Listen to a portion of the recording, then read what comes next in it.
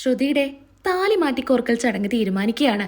അങ്ങനെ ശ്രുതിക്ക് കിടന്ന് ഉറക്കം വരുന്നുണ്ടായിരിക്കില്ല. എന്ത് കാര്യത്തിനാ ഈ അശ്വിൻ സാർ എന്നെ കല്യാണം കഴിച്ചതെന്ന് എനിക്കറിയില്ല. ആകെക്കൂടെ ടെൻഷൻ അടിച്ച് നമ്മുടെ ശ്രുതി അവിടുന്ന് എഴുന്നേറ്റ് പുറത്തോട്ട് പോകുന്നുണ്ട്. ശ്രുതിയുടെ മനസ്സിൽ കിടക്കുന്നത് അശ്വിൻ എന്ത് കാര്യത്തിനാ ഇങ്ങനെ തീരുമാനം എടുത്തെന്നും എന്തിനാ എന്നെ ഇവിടെ ഇട്ട് നരകിക്കുന്നേ എന്നൊക്കെ ആയിരിക്കും. അങ്ങനെ ശ്രുതി ചിന്തിക്കുന്നുണ്ട്. ഞാൻ എന്തിനാ ശ്യാമിന്റെ കാര്യം അശ്വിനോട് പറയാതിരിക്കുന്നേ? അശ്വിൻ സാറിന്റെ അടുത്ത് എല്ലാ കാര്യവും പറയാം. അവനെ പോലെ ഒരുത്തനാണ് ചേച്ചിയുടെ ഭർത്താവ് എന്ന് അറിയുമ്പോൾ എന്തായാലും അശ്വിൻ സാറ് എന്തെങ്കിലും ഒരു തീരുമാനം എടുക്കും.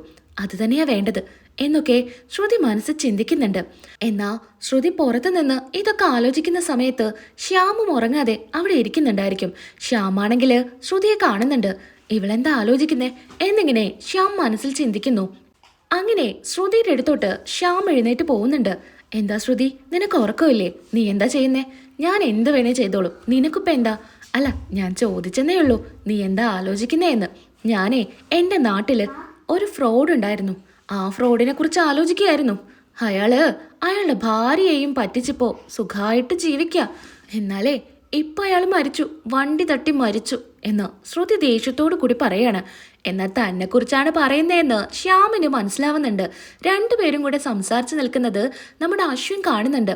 അശ്വിൻ ഇത് കാണുമ്പോൾ ദേഷ്യത്തോടു കൂടി ശ്രുതി എന്ന് ഉറക്കെ വിളിക്കുന്നുണ്ട്. ഇത് കേട്ട് ശ്രുതി ഒന്ന് ഞെട്ടുവാണ്. നീ എന്താ ഇവിടെ കാണിക്കുന്നേ? നിനക്ക് ഉറക്കമൊന്നുമില്ലേ? നീ വന്ന് കിടക്ക്.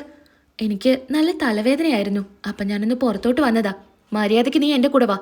ശ്രുതിയെയും വിളിച്ച് അശ്വിൻ അവിടുന്ന് പോരാൻ നേരത്ത് ശ്യാമിന്റെ മുഖത്തോട്ട് ദേഷ്യത്തോടു കൂടി നോക്കുന്നുണ്ടായിരിക്കും.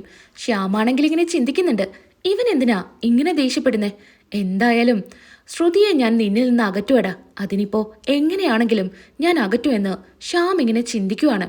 അങ്ങനെ ശ്രുതിയെ കൂട്ടി റൂമിലോട്ട് ചെല്ലുന്നുണ്ട്. നീ എന്തിനാ അവനെ കാണാനായിട്ട് പുറത്തോട്ട് പോയത്? ഞാൻ അവനെ കാണാനൊന്നുമല്ല പുറത്തോട്ട് പോയത്. എനിക്ക് ഉറക്കം വന്നില്ല. ഈ ജയിലിൻ്റെ ഉള്ളിൽ നിങ്ങൾ എന്നെ അടച്ചിട്ടിരിക്കുകയല്ലേ. ഇവിടെ ആരോടും സംസാരിക്കരുതെന്നും പറഞ്ഞു. എല്ലാം കൂടെ എനിക്കാകെ ശ്വാസം മുട്ടുമായിരുന്നു. അങ്ങനെ എണീറ്റ് പുറത്തോട്ട് പോയതാ. എന്നിട്ട് നീ എന്തിനാ അവൻ്റെ അടുത്ത് സംസാരിച്ചേ? ഇനി മേലാല് നീ അവനോട് സംസാരിച്ചത് ഞാൻ കണ്ടാല് ഇങ്ങനെ ആയിരിക്കില്ല ഞാൻ പ്രതികരിക്കുക. നിങ്ങൾ എന്തിനാ എന്നെ ഇങ്ങനെ ശിക്ഷിക്കുന്നേ? ഇവിടെ ഇട്ട് നിങ്ങൾ എന്തിനാ എന്നെ കഷ്ടപ്പെടുത്തുന്നേ? നാളെ താലിമാറ്റിക്കോർക്കൽ ചടങ്ങാ. അതിനു മുൻപേ എനിക്ക് നിങ്ങളെടുത്ത് കുറച്ച് കാര്യങ്ങൾ പറയാനുണ്ട്.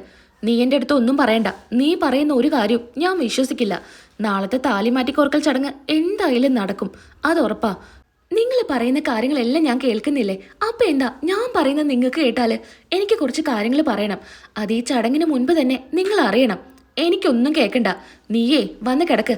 ഇതും പറഞ്ഞുകൊണ്ട് അശ്വൻ പോയി കിടക്കുന്നുണ്ട്. നടുക്കിലാണെങ്കിൽ തലേണൊക്കെ ഗ്യാപ്പ് വെച്ചിട്ടാണ് കട്ടിലിൽ രണ്ടുപേരും കിടക്കുന്നത്. അങ്ങനെ അശ്വൻ പോയി കിടക്കുക. എന്നാലും പോയിട്ട് അശ്വിൻ്റെ അടുത്ത് പറയാൻ ശ്രമിക്കുന്നുണ്ട്. എനിക്കൊരു കാര്യം പറയാനുണ്ട്. നിങ്ങൾ എന്താ ഞാൻ പറയുന്നത് കേൾക്കാത്തെ? കുറച്ച് സമയം എനിക്കിതാ എന്നൊക്കെ ശ്രുതി പറയുന്നുണ്ട്. അത് കേൾക്കാനൊന്നും അശ്വിൻ നിൽക്കുന്നില്ല. അങ്ങനെ ശ്രുതി കൃഷ്ണന്റെ അടുത്ത് പ്രാർത്ഥിക്കുകയാണ്. നീ എന്തിനാ എന്നെ ഇങ്ങനെ പരീക്ഷിക്കുന്നേ? ഞാൻ പറയുന്നത് കേൾക്കാൻ പോലും അശ്വിൻ സാറ് സമ്മതിക്കുന്നില്ല. നീ എന്തിനാ എന്നെ ഇങ്ങനെ പരീക്ഷിക്കുന്നേ?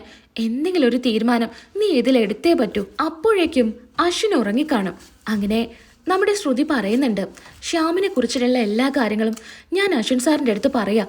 ഇനിയിപ്പോൾ അത് എന്തൊക്കെ വന്നാലും ഞാൻ പറയാം. അതല്ലേ നല്ലത് കൃഷ്ണ. എന്തിനാ ഞാനിങ്ങനെ എൻ്റെ മനസ്സ് കൊണ്ട് നടക്കുന്നേ? അഞ്ജലി മേഡത്തെ അശ്വിൻ സാറ് അത്രയും സ്നേഹിക്കുന്നുണ്ട്. ഇക്കാര്യം അറിഞ്ഞു കഴിഞ്ഞാൽ എന്തായാലും ശ്യാമിൻ്റെ കയ്യിൽ നിന്ന് അഞ്ജലി മേഡത്തെ രക്ഷപ്പെടുത്തും. അതെനിക്ക് ഉറപ്പാ. നീ തന്നെ എനിക്കൊരു വഴി പറഞ്ഞതാ. എങ്ങനെയാ ഞാൻ പറയാ? എല്ലാം തുറന്നു പറയാം, അതല്ലേ നല്ലത്. അങ്ങനെ ആലോചിച്ച് നമ്മുടെ ശ്രുതി ഒരു പേപ്പർ എടുക്കുന്നുണ്ട്. അതിൽ എഴുതുന്നുണ്ട്. പറയണം പറയണ്ട എന്നായിരിക്കും എഴുതുന്നത്. അങ്ങനെ കണ്ണടച്ചുകൊണ്ട് ആ ലോട്ട് എടുക്കുകയാണ്. എടുക്കുന്ന സമയത്ത് പറയണ്ട എന്നായിരിക്കും അതിൽ വരിക. എന്നാൽ ഒരു തവണ കൂടെ ഉറങ്ങുന്ന അശ്വിനെ കൊണ്ട് ആ ലോട്ട് എടുപ്പിക്കുക എന്ന് കരുതി അശ്വിൻ്റെ അടുത്ത് ഇരിക്കുകയാണ്. ഉറങ്ങുന്ന അശ്വിൻ്റെ കൈ പിടിച്ച് ഇങ്ങനെ എടുക്കാൻ ശ്രമിപ്പിക്കുന്നുണ്ട്. എന്നാ അതൊന്നും നടക്കുന്നില്ല. അശ്വിനാണെങ്കിൽ തിരിഞ്ഞങ്ങ് കിടക്കുന്നുണ്ട്. എന്താ ഞാനിപ്പോൾ ചെയ്യുക എന്നൊക്കെ ഇങ്ങനെ ആലോചിക്കുകയായിരിക്കും. അങ്ങനെ രണ്ടും കൽപ്പിച്ച് എല്ലാം തുറന്നു പറയുക എന്ന് തന്നെ ശ്രുതി വിചാരിക്കുകയാണ്. അശ്വിൻ്റെ അടുത്ത് കട്ടിലിൽ ഇങ്ങനെ ഇരിക്കുകയാണ്. ഉറങ്ങുന്ന അശ്വിനെ വിളിക്കാനായിട്ട് ഇങ്ങനെ ശ്രമിക്കുന്നുണ്ട്. എന്നാ അശ്വിനുണ്ടോ എണീക്കുന്നു. നല്ല ഉറക്കത്തിലായിരിക്കും. പിന്നീട് കാണിക്കുന്നത് ശ്യാമിനെ ആയിരിക്കും. അഞ്ജലി ആണെങ്കിൽ നല്ല ഉറക്കത്തിലായിരിക്കും. ശ്യാം പറയുന്നുണ്ട്, നിന്നെയും നിന്റെ കുഞ്ഞിനെയും എനിക്കില്ലാതാക്കണം. ഇത് തന്നെയാ പറ്റിയ അവസരം. നാളെ അവളുടെ താലിമാറ്റിക്കോർക്കൽ ചടങ്ങ് നടക്കരുത്. നടന്നു കഴിഞ്ഞാൽ അവൾ സ്ഥിരമായിട്ട് അശ്വിന് സ്വന്തമാവും. അതുകൊണ്ട് അത് നടത്താൻ ഞാൻ സമ്മതിക്കില്ല. നിന്റെ ജീവൻ ഞാൻ ഇന്ന് തന്നെ എടുക്കാം എന്നും പറഞ്ഞ് അവിടെ കിടക്കുന്ന തലേണയിലോട്ട് നോക്കുന്നുണ്ട്. നല്ല ഉറക്കത്തിലായിരിക്കും അഞ്ജലി. ആ തലേണ എടുത്ത് അഞ്ജലിയുടെ അടുത്തോട്ട് ചെല്ലാണ്. ഇന്ന് നിന്റെ അവസാന അടി എന്നും പറഞ്ഞ് ആ തലേണ അഞ്ജലിയുടെ മുഖത്തങ്ങ് അമർത്തി വെക്കുന്നുണ്ട്. അങ്ങനെ ശ്വാസം മുട്ടിച്ച് അഞ്ജലിയെ കൊല്ലുവാണ്. കൈയും കാലൊക്കെ ഇട്ട് ഇങ്ങനെ അടിക്കുന്നുണ്ടായിരിക്കും. മരിച്ചു എന്ന് ഉറപ്പാക്കിയ ശ്യാം ആ തലേണ എടുക്കുന്നുണ്ട്. ഇതേ സമയത്ത് നമ്മുടെ അശ്വൻ ഞെട്ടി എഴുന്നേൽക്കുകയാണ്. അതൊരു സ്വപ്നമായിരിക്കും. ഞെട്ടി എഴുന്നേൽക്കുന്ന സമയത്ത് എടുത്ത് തന്നെ ശ്രുതി ഇരിക്കുന്നുണ്ടായിരിക്കും. സ്വപ്നം കണ്ടതാണെന്നറിഞ്ഞ് ശ്രുതി അവിടെ ഇരിക്കുന്ന വെള്ളം എടുത്ത് കൊടുക്കുന്നുണ്ട്. വെള്ളമൊക്കെ തട്ടിത്തെറിപ്പിച്ച് അവിടുന്ന് എഴുന്നേറ്റ് നേരെ ചെല്ലുന്നത് അഞ്ജലിയുടെ റൂമിലോട്ടായിരിക്കും. ചേച്ചി ഡോർ തുറക്കെന്നും പറഞ്ഞ് അശ്വൻ ഡോറിൽ അടിക്കുന്നുണ്ട്. വന്ന് തുറക്കുന്നത് ശ്യാമായിരിക്കും. ചേച്ചിയാണെങ്കിൽ നല്ല ഉറക്കമായിരിക്കും.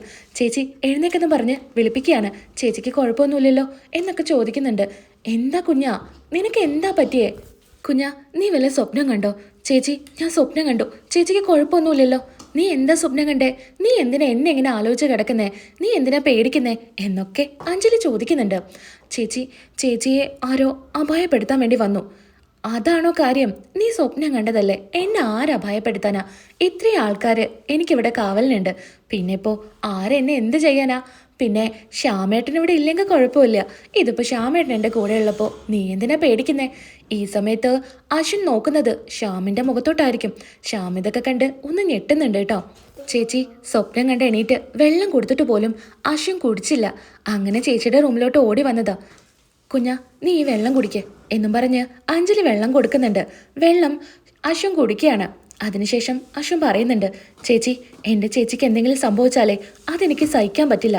അതാര് ചെയ്താലും അവനെ ഞാൻ വെറുതെ വിടില്ല എന്നും പറഞ്ഞ് ശ്യാമിൻ്റെ മുഖത്തോട്ട് നോക്കുന്നുണ്ട്. ശ്യാമാണെങ്കിൽ ഒന്ന് വെട്ടി വേർക്കുന്നുണ്ട്. കുഞ്ഞാ, നീ പോയിട്ട് കിടക്ക്, ഒരു കുഴപ്പമില്ലേ ചേച്ചിക്ക് എന്നും പറഞ്ഞ് അശ്വിനെ പറഞ്ഞു വിടുന്നുണ്ട്. അശ്വിൻ അങ്ങനെ സമാധാനിച്ച് അവിടെ നിന്ന് പോവാണ്. പിന്നീടായിട്ട് ശ്യാം അഞ്ജലിയോട് പറയുന്നുണ്ട്, ഇപ്പോഴും അശ്വിന് എന്നോട് എന്തൊക്കെയോ ദേഷ്യം പോലെയുണ്ട്. അങ്ങനെയൊന്നുമില്ല. അവൻ എന്നെ ഭയങ്കര സ്നേഹ. അവൻ ആ സ്വപ്നം കണ്ടപ്പോൾ അങ്ങനെ വന്നതല്ലേ, അതൊന്നും കുഴപ്പമില്ല എന്ന് അഞ്ജലി പറഞ്ഞ് സമാധാനിപ്പിക്കുകയാണ് ശ്യാമിനെ. അങ്ങനെ ശ്യാം അഞ്ജലിയോട് പറയുന്നുണ്ട്, നീ പോയി കിടന്നോ എന്നും പറഞ്ഞ് അഞ്ജലിയെ കിടത്താണ്. അവൻ എന്താ അവൻ്റെ ചേച്ചിയോടുള്ള സ്നേഹം, എൻ്റെ പ്ലാനുകളെല്ലാം ഇല്ലാതാവുകയാണല്ലോ എന്നൊക്കെ ശ്യാം ഇങ്ങനെ മനസ്സിൽ ചിന്തിക്കുകയാണ്. ഇനിയിപ്പോൾ എന്ത് ചെയ്യാനാ? നാളത്തെ താലിമാറ്റിക്കോർക്കൽ ചടങ്ങ് എങ്ങനെയെങ്കിലും മുടക്കണം. അതിനായി ഇനി വേറെ എന്തെങ്കിലും വഴി കണ്ടെത്തേണ്ടി വരും എന്നൊക്കെ ശ്യാം ഇങ്ങനെ ചിന്തിക്കുകയാണ്. അശ്വിൻ സാറിന് ചേച്ചിയോടുള്ള സ്നേഹം മനസ്സിലാക്കിയ ശ്രുതി കാര്യങ്ങളെല്ലാം തുറന്നു പറയാം. ഇങ്ങനെ പോയാൽ അശ്വൻ സ്വപ്നത്തിൽ കണ്ടത് അതുപോലെ നടക്കൂ എന്നൊക്കെ തീരുമാനിച്ച് ശ്രുതി കാര്യങ്ങളെല്ലാം തുറന്നു പറയാനായിട്ട് അശ്വിൻ്റെ അടുത്തേക്ക് വീണ്ടും ചൊല്ലാണ്. അശ്വിനാണെങ്കിൽ ശ്രുതി പറയുന്നതൊന്നും കേൾക്കാൻ തീരെ താല്പര്യം ഉണ്ടായിരിക്കില്ല. ഈ സ്വപ്നം കണ്ടതോടുകൂടി ശ്രുതിയോടുള്ള ദേഷ്യം ഒന്നും കൂടെ ഇരട്ടിക്കുകയാണ് ചെയ്യുന്നത്. അങ്ങനെ ശ്രുതി കാര്യം പറയാൻ ചെല്ലുമ്പോൾ എനിക്ക് നീ പറയുന്നത് ഒന്നും കേൾക്കണ്ട എന്നും പറഞ്ഞ് അശ്വിൻ ഒഴിഞ്ഞു മാറുകയാണ്.